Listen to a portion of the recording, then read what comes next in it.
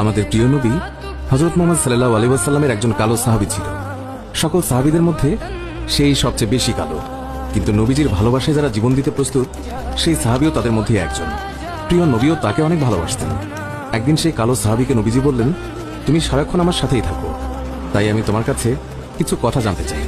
তখন সাহাবী নবীজির কাছে মাথা নিচু করে বলল, হুজুর, আমার জান হাজির আপনার জন্য, আপনি শুধু বলুন কি জানতে চান।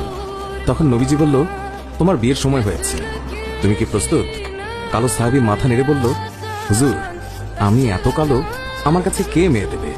নবীজি বলল, তুমি বিয়ে করবে কিনা বলো, তোমার জন্য আমি মেয়ে দেখব।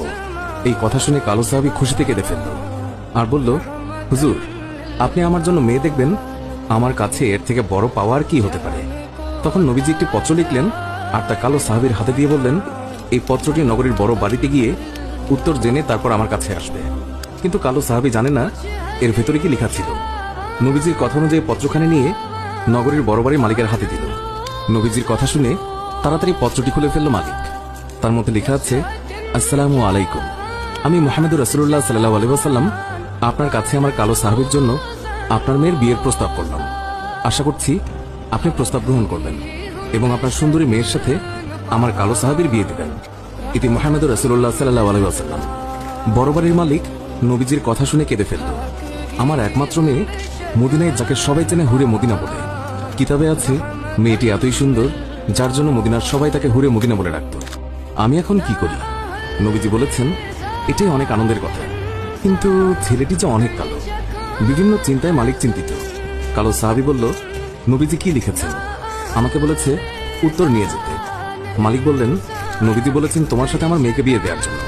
তখন মালিক সাহাবীকে বললেন, বাবা তুমি এখন যাও, নবীজিকে গিয়ে বলবে আমার মেয়ের সাথে পরামর্শ করে উত্তর পাঠিয়ে দেবে। তখন নবীজির কালো সাহাবী মন খারাপ করে ফিরে যাচ্ছিল। এমন সময় ওই মেয়েটি দৌড়ে এসে তার বাবাকে বলল, বাবা, দেখলাম একটি লোক হাসি মুখে আসলো, কিন্তু যাবার সময় মন খারাপ করে চলে যাচ্ছে, এর কারণ কি? বাবা মেয়ের কাছে সব খুলে বলল। কথাটি শুনে মেয়েটি খুশিতে আত্মহারা হয়ে বলল, বাবা কি বলছেন?